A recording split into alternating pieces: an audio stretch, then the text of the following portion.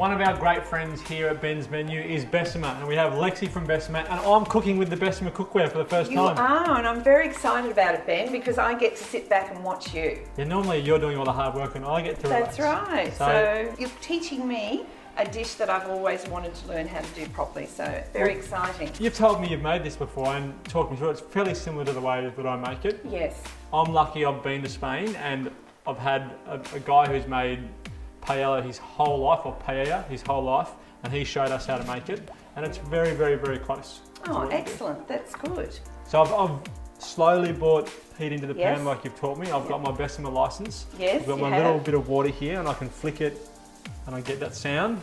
Beautiful. That's what I'm after, isn't it? It is. Wonderful. And you're actually using one of our largest pans that we have in our range. This one's called the 37 centimetre deep baking dish and lid, of course. So it really does cook for a large family. And that's paella dishes are normally really, really wide. Excellent. So this is perfect for that because you want a lot of surface area on the bottom to try and get a good crust.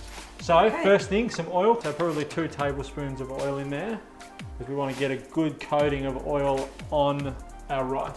So That's we a get real that chef crust. thing, isn't it? Putting a lot more than you really tell us that you're putting. Yeah, I reckon for the amount we're going to cook, 2 tablespoons means probably 1 teaspoon per person. Okay. So it's not, Sounds because good. we're doing a huge amount, that's why we've got so much. 1 onion that we've diced, some garlic that we've diced as well, and then I'll give that a stir. I'm just going to cook that off. Beautiful. So as soon as we start to get those flavours coming out, we're going to add in the spice that makes paella, which is paprika. Okay. So you can use smoked paprika or sweet paprika, whatever is your favourite. This is a sweet paprika. And I'm going to use about a tablespoon. They've been dried, they've been sitting there for a while, so they need a bit of a kick just to get them going again.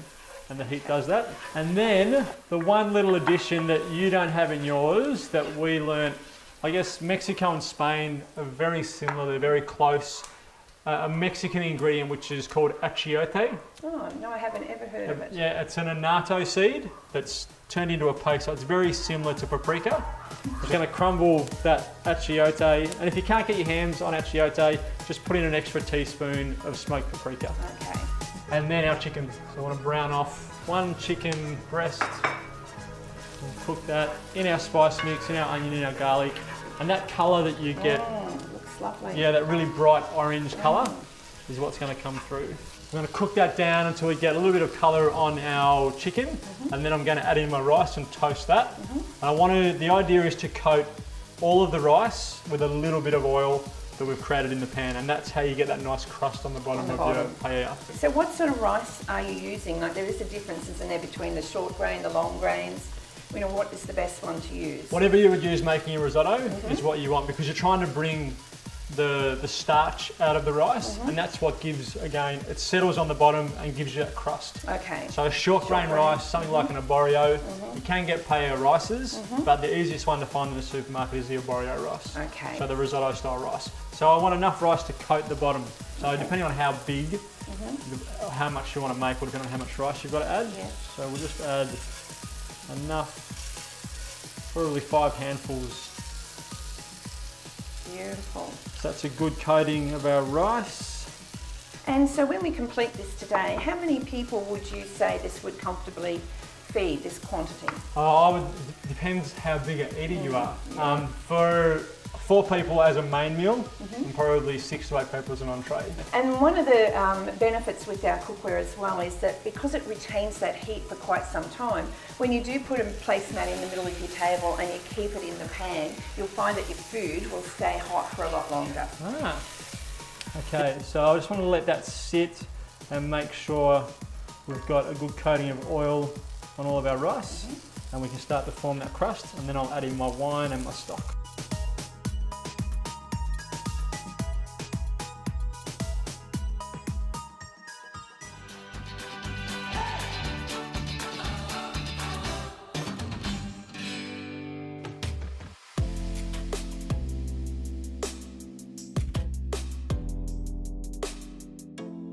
That's been cooking, Lexi, for about 10 minutes. Okay.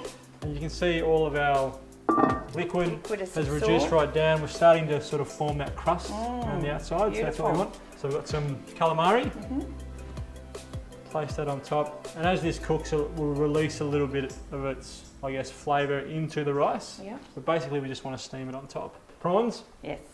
Place them. Now, would you add things to this like some, capsicum or tomato as well? Or Yeah, just keep it this one seafood flavour? No, it's completely up to whatever flavours that you like. The main thing with the paella is the crust on the bottom. Okay. So it's that technique in the beginning of not moving the rice, just letting the rice settle, letting the starch come out, letting that crust form. So Okay. apart from that, everything else is completely up to however you want to do it. Scallops. So all this seafood you're using takes about the same time to cook? Yeah. So 5 to 8 minutes. So you're doing it in quite a nice design there. Is there a purpose for that, Ben? Yes, this is one of those dishes that would go to a table and then it's just sat there and people eat. So you would eat out of, sitting next to someone else, you would eat out of this with lovely. them. So it's a very communal way of eating. So it's a way of keeping people's portions Exactly. for them. Good. So we're not. So you can't cross over. No. No. Yeah, and it's also a great way to present the dish. I just want one last splash of wine, just to get some steam. And lid back on. And we've got about 5 to 8 minutes left. So how are you having the vent on the lid for this, Ben? This one I want to close. So we had it open before because you're trying to again create that heat to get that. Normally it would go into the oven. We don't need to put it into the oven because we've got the oven, so I'll learn. You have. And now we want to steam. So we'll close that off, keep the steam in there and steam all those really delicate seafood. Beautiful. And we're ready to go. So 8 minutes I reckon. Take the lid off and reveal. Oh wow, look at that.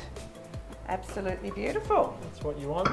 Now, a little bit of micro herb just to finish it off. Some of the shiso. Yeah. And we'll sprinkle that on top.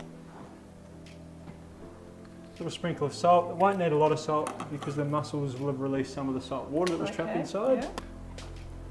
A little bit of oil. Magnificent. And that is our paella. So I would take that to the table and people can just eat out of there. As you said, it'll keep it warm. It will. Continue to cook it. And you can understand why the Spanish and the Mexicans love this dish so much. Yeah, it looks so healthy and vibrant, so wonderful. Thank you for teaching that to me. You're welcome. Make sure when you make it at home, take a photo and send it to me. Oh, love to.